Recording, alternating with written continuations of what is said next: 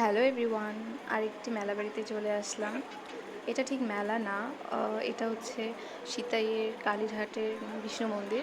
এখানে কয়েকদিন যাবৎ পুজো চলছিল, আর আমি গিয়েছিলাম এই মঙ্গলবার, মানে 17 তারিখ।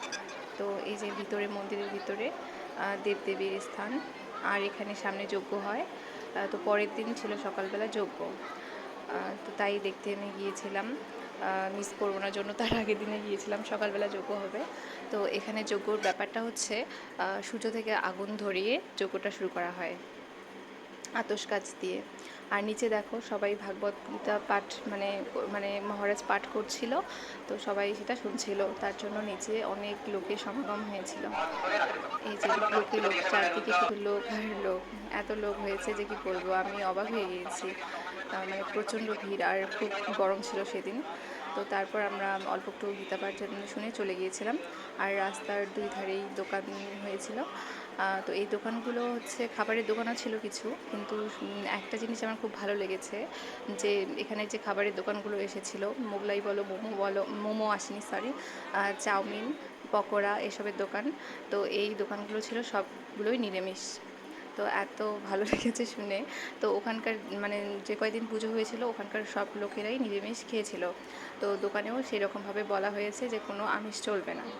তো এই ব্যাপারটা আমার খুবই মানে ভালো লেগেছে। তো এই যে এটা হচ্ছে রাস্তা, রাস্তার ওই দিকে ছিল কসমেটিকের দোকান অনেকগুলো। তো আমরা একটু কসমেটিক দোকানগুলো দেখতে গিয়েছিলাম, বেশ ভালোই ছিল মোটামুটি। তারপর আমরা কিছু কিনিনি যদিও, কারণ ওগুলো সবই আছে, আর কি কিনবো। আর তেমন সত্যি বলতে টাকা পয়সা নেই, গরিব লোক আমি ভাই। তো আর কিনিনি, সেই জন্য শুধু দেখে চলে এসেছি।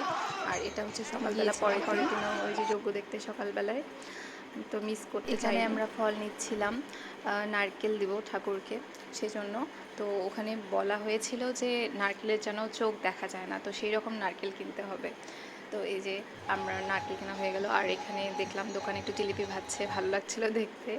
তো এই মন্দিরটা না পুরোপুরি কমপ্লিট এখনও হয়নি, যখন কমপ্লিট হবে তখন খুব সুন্দর, খুব সুন্দর লাগবে দেখতে। একদম সাউথ ইন্ডিয়ান যে মন্দিরগুলো হয় সেই রকমই দেখতে হবে। আর এখানে পাশে ছিল হচ্ছে ব্রহ্মা, অর্থাৎ ব্রহ্মা এক সাইডে, তারপর মহেশ্বর এক সাইডে, আর মাঝখানে ছিল বিষ্ণু। ঠিক আছে, ব্রহ্মা বিষ্ণু মহেশ্বর, মানে তিনটাই তিন সাইডে মানে একসাথে রয়েছে, মানে খুব ভীষণ মানে ভালো লাগছিল দেখতে। আর এইদিকে রয়েছে হচ্ছে ভোলানাথ, মানে ব্রহ্মা বিষ্ণু মহেশ্বর, মহেশ্বর ছিল এখানে। তো এই যে মহেশ্বর এখানে, এটাও মানে খুব সুন্দর। আর এখানে আমরা তারপর একটু সকালবেলা একটু নাম কীর্তন শুনছিলাম বসে বসে, সকালবেলা একটু ফাঁকা ছিল, তাই একটু আমরা বসে বসে আর কি নাম কীর্তন শুনছিলাম। তারপরে এই যে আমার বুনু আর আমি এখানে বসে, আর এখানে এসেছিল ওই যে তিলক দিতে, তো আমার ভীষণ পছন্দ তিলক করা, তো তাই আমিও একটু করে নিলাম। তারপর ওদের সাথে একটু গল্প সল্প করলাম। এই বাচ্চার মেয়ে দুটো খুব মিষ্টি লাগছিল, ওরা তিলক পড়াতে এসেছিলো, তো তাদের সাথেও একটু ছবি উঠে নিলাম। এই যে মন্দিরটা এখনও কমপ্লিট হয়নি বললাম। আর উপরে ওই যে যজ্ঞ চলছে, এখান থেকে আগুন থেকে মানে আতশ কাচ দিয়ে আগুন নিয়ে যজ্ঞে, মানে যে আগুনটা নেবে যজ্ঞে সেটাই আগুন দিয়ে শুরু হবে যজ্ঞ করা। তো এই যে লাইন লেগে গেছে এখানে ঠাকুরকে মানে নিবেদন করার জন্য, সবাই আর কি উপোস করে এখানে এসেছিল। তো ফাইনালি খুব রৌদ্র ছিল, ফাইনালি আমরা ভিতরে ঢুকে পড়লাম।